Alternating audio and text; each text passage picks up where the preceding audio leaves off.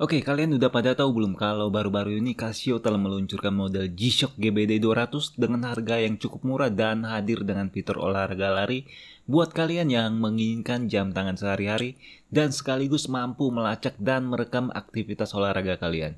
Nah, padahal Casio sendiri sebelumnya telah memiliki model G-Shock GBD 100 yang kayaknya masih sangat hot dan masih sangat dicari-cari orang hingga hari ini.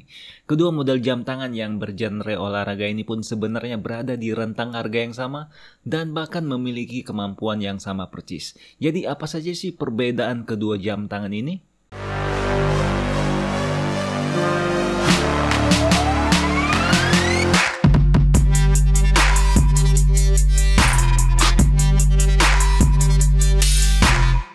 Oke guys, langsung saja kita lihat kedua model G-Shock yang kayaknya bakal menguasai pasar di kelas menengah di tanah air, yaitu G-Shock GBD 200 terbaru dan model pendahulunya, yaitu G-Shock GBD 100 yang telah hadir sejak tahun 2020 silam.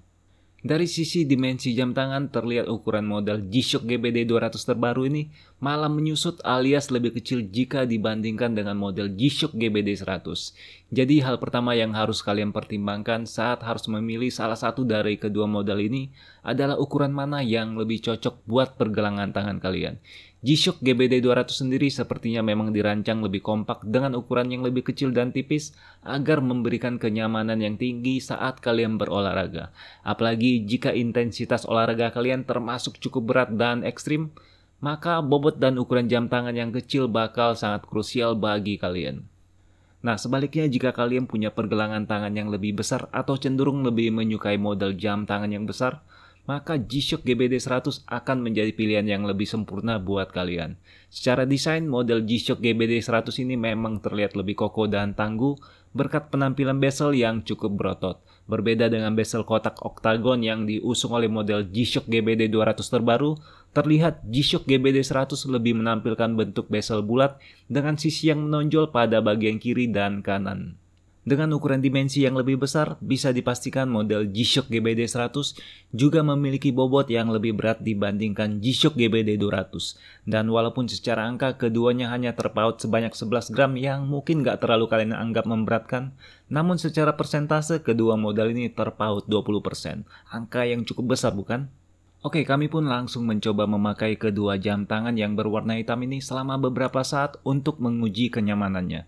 Sebenarnya dengan bentuk bezel bulat, model GBD 100 justru terlihat lebih ramping saat berada di pergelangan tangan.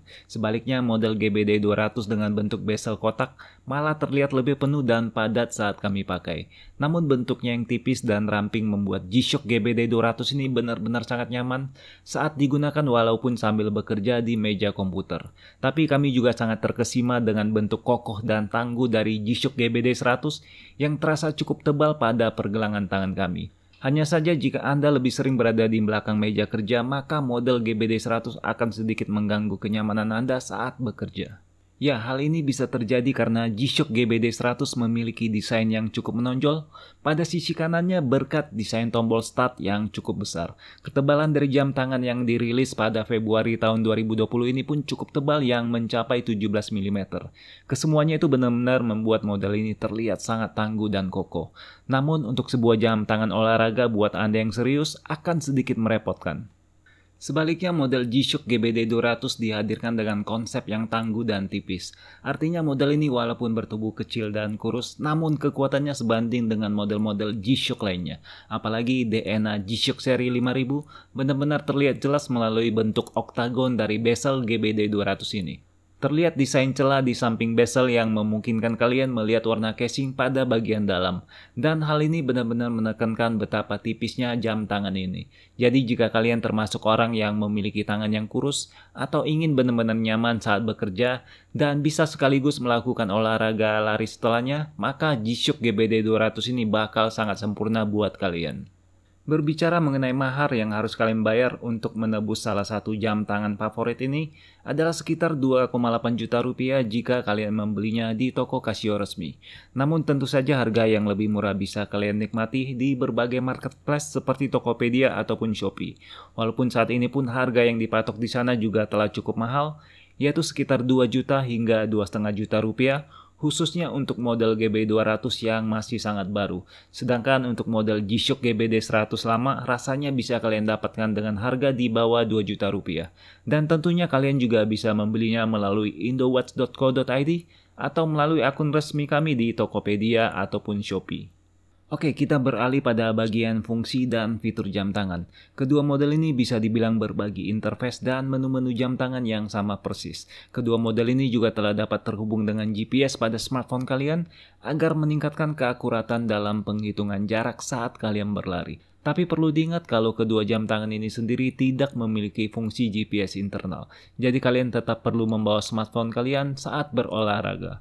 Namun tenang saja karena menurut Casio jam ini hanya perlu satu kali terhubung dengan GPS smartphone kalian saat beraktivitas dan berikutnya kalian tidak perlu membawa smartphone kalian lagi. Untuk urusan pencahayaan, kalian tidak perlu khawatir walaupun harus berlari pada saat kondisi gelap. Hal ini berkat layar LCD yang besar dan lampu LED putih yang cukup terang sehingga pembacaan data dan informasi tetap mudah walaupun dalam kondisi tanpa cahaya. Apalagi kedua model ini telah dilengkapi dengan fitur auto switch light sehingga kalian cukup memiringkan jam tangan ke arah wajah dan cahaya backlight akan menyala secara otomatis. Sedangkan untuk menyalakan lampu pencahayaan secara manual, model G-Shock GBD200 telah mendapatkan tombol lampu tersendiri pada bagian depan sehingga kalian lebih mudah untuk mengaksesnya. Berbeda halnya dengan model G-Shock GBD100 yang masih menempatkan tombol lampunya pada bagian samping kanan yang kadang kita sendiri lupa posisinya ada di bawah ataupun di atas. Sebaliknya, G-Shock GBD100 mendapatkan tombol yang sangat keren dan besar untuk tombol start atau tombol untuk memulai aktivitas lari. Tidak dipungkiri, tombol ini juga memboost up penampilan dari G-Shock GBD100 ini menjadi terlihat sangat tangguh. Dengan bodi yang lebih kecil dan lebih tipis, tentu saja G-Shock GBD200 sulit untuk menandingi keunggulan desain tombol-tombol dari G-Shock GBD100. Namun kami akui keempat tombol kotak dari GBD200 terlihat sangat klop dengan desain keseluruhan dari jam tangan tersebut. Dan yang terakhir yang akan kami bahas adalah mengenai fitur mobile link melalui aplikasi G-Shock Move yang bisa kalian install baik itu di Android ataupun di iOS. Pada dasarnya jam tangan kalian akan merekam data-data aktivitas lari yang kalian lakukan dan kemudian ditransfer ke aplikasi G-Shock Move ini. Berbagai data dan informasi bisa kalian nikmati melalui aplikasi ini secara gratis. Dimulai dari data langkah kaki harian, kalori harian, serta jarak tempuh harian yang kalian lakukan akan tersinkronisasi setiap beberapa saat. Begitu juga dengan aktivitas lari yang kalian lakukan akan tersimpan pada bagian history dan bisa kalian evaluasi kapanpun kalian perlukan. Data-data seperti jarak, kecepatan, waktu tempuh, dan lain-lain bisa kalian manfaatkan untuk meningkatkan performa lari kalian. Dan bagaimana guys, apakah salah satu dari jam tangan G-Shock ini merupakan jam tangan yang telah kalian incar sebelumnya? Atau jangan-jangan kalian malah telah memiliki keduanya sekaligus? Bagi kalian yang masih bingung untuk memilih salah satu dari kedua model yang keren ini, kami sarankan tetap berpatokan pada ukuran tangan kalian. Kecuali jika kalian mungkin lebih mirip dengan kami yang walaupun punya tangan kecil, jam tangannya tetap gede. Oke guys, demikianlah review kami untuk dua model G-Shock terlaris kami belakangan ini. Untuk tetap mendapatkan update model-model G-Shock terbaru lainnya, pastikan kalian telah subscribe dan bunyikan lonceng agar selalu mendapatkan notifikasi dari video kami selanjutnya. Dan gak lupa kami ucapkan terima kasih atas waktu kalian selama berada di channel ini.